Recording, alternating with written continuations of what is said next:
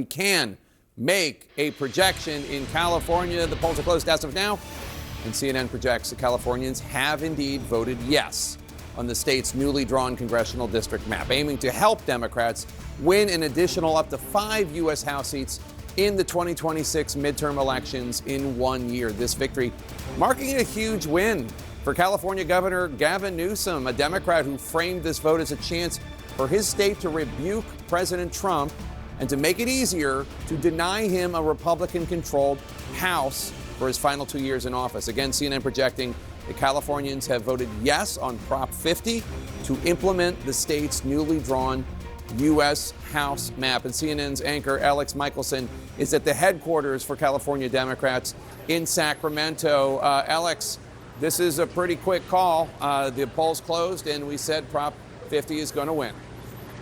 Yeah, I mean, this is a very quick call. It doesn't get any quicker than this, Jake. And what a big moment for the history of Governor Gavin Newsom. He bet big on this one. Imagine if he lost this race, how problematic that would be for him and for his future.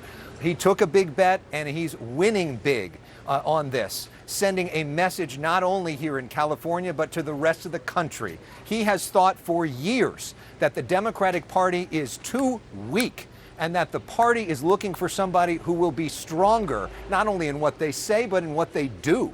And essentially with this, he is getting points on the board for the Democratic Party in changing the congressional map at a time when a lot of people in the Democratic base have felt bewildered and have felt like nobody has been fighting for them. This, as a move for Governor Newsom, is not only helpful for him here, but as he's now finally saying, he's interested in potentially running for president. This has expanded his donor base around the country. It's increased his popularity in polls. It's increased his social media following in a big way. And it also may change and may inspire other governors in other states to move on the issue of redistricting. But this is probably the biggest night in the political life of Governor Newsom. We expect to hear from him behind me sometime soon. All right, and we will bring that to our viewers when it happens. We are also still standing by to hear from Mayor-elect Zohran Mamdani, who we have projected will be the next mayor of New York. New York, the city so nice, they named it twice. And Dana Bash, we should note, so the Prop 50 victory in California tonight, this not only has repercussions for 2026, and the odds that Democrats will recapture the House have just increased. Mm-hmm. This also has serious repercussions for 2028 because Governor Newsom wants to be president too. Yeah, and this, I mean, the fact that it's 3 minutes after the hour when polls close and it's just not even close. So technically we called it 1 second after the hour. Oh, okay. So you know. Okay, so maybe it was closer than we thought. No, I'm kidding.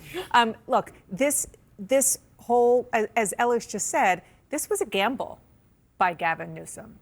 I mean, he saw what was happening in Texas. He felt the outrage among Democrats, and he seized on it. And it wasn't even close. And people opposed him at the beginning. Democrats opposed him at the beginning. Big time, because if you look at what the recent history in California has been, is that an independent commission to decide the districts has been increasingly popular.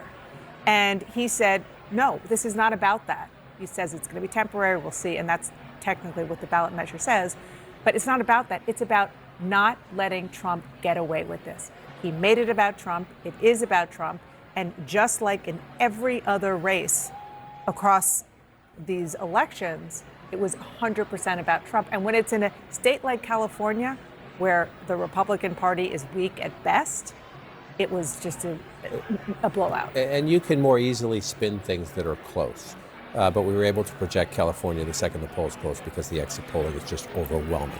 In New Jersey, the Democratic candidate for governor is winning by double digits, right? The Democrat won it by only 3 points 4 years ago. Donald Trump narrowed it to 6 points in the presidential election. So Donald Trump made it closer. Republicans said, look at all this progress we're making. Nope.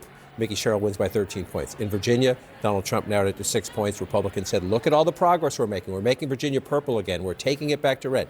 It has a Republican governor today, and the Democratic candidate is winning by double digits. In your home state, the Commonwealth of Pennsylvania, 3 Democratic state Supreme Court justices up. Last time I looked, they were all staying in their seats with a 60% plus margin. And the governor, Josh Shapiro, had made a big issue about that. And so in Georgia, they're winning these 2 Public Service Commission seats that they haven't held in 2 decades. So you're seeing big margins across the country. What does that tell you?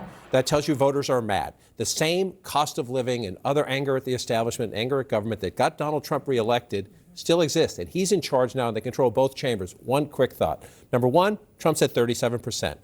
David Chalian just mentioned the House math. At 37%, history tells you the other party will win at least 24 seats in the House. Now, sometimes we defy history, but that's the average. So tinkering with redistricting here and redistricting there, no matter what the final number is, may not be enough if it's that high. That's a projection for what happens a year from now. My big question is, what happens tomorrow? Yeah. What happens tomorrow? How do these vulnerable House members, Republicans, whether you live in New York in the suburbs, and you saw what just happened in New Jersey. New Jersey's a big suburban experiment, right? If you are a Republican who represents a battleground suburban district, you're looking at Virginia and New Jersey, and you're saying, forgive me, holy shit. So do you come to work tomorrow and say, we need to end the shutdown, Mr. President? And if Donald Trump says no, do you find Democrats to do that with? Do enough Republicans stand up and say, Mr. President, we need to do things differently? I've been hearing from some Republicans that that may be what we start to hear tomorrow, that they are much more ready to work with Democrats to try to end the shutdown. But Jake, to go back to California and Gavin Newsom, one of the things that Democrats are demanding, that voters are demanding, is that their leaders fight Donald Trump and that their leaders fight for them.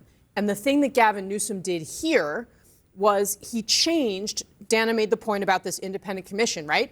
Democrats have been defending rules and norms that Americans are saying are not working for them, right? They have been running on that. And Gavin Newsom said, you know what?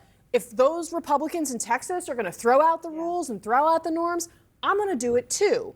And voters responded to that. And you're seeing also J.B. Pritzker in Illinois do it in his own way with the ICE raids that are happening in Chicago. I mean, there is a shadow presidential primary already unfolding. And a lot of it is about how can you both fight Trump, but also fight on the issues like affordability that we're talking about tonight. One quick point on this that you just triggered in my head. You have Newsom, you have Pritzker, you have Shapiro in Pennsylvania. Now you have 2 new women Democratic governors in New Jersey. Democratic governors, there's going to be a lot of focus. Republicans are going to try to make it all about Mayor Mamdani, mayor-elect tonight, but Mayor Mamdani, and let them try. Midterm elections are about the president. Midterm elections are about 1600 Pennsylvania Avenue and how the country feels. But I do think Democrats have made a lot of progress in governor's races over the last several years. And you have a new class. When Bill Clinton brought the Democratic Party back, there was an interesting class of governors, both Democrat and Republican, around the country. You used to actually talk to each other about policy in a bipartisan way. Those days are over. But I do think, yes, we're going to focus a lot on Mamdani. Does that work in New York? There's a very interesting group of Democratic governors from all different parts of the country that I think have a chance to lead the party out of the wilderness, or at least try. And I think your point, they're all going to be on the road helping midterm candidates next year. And so welcome to the auditions.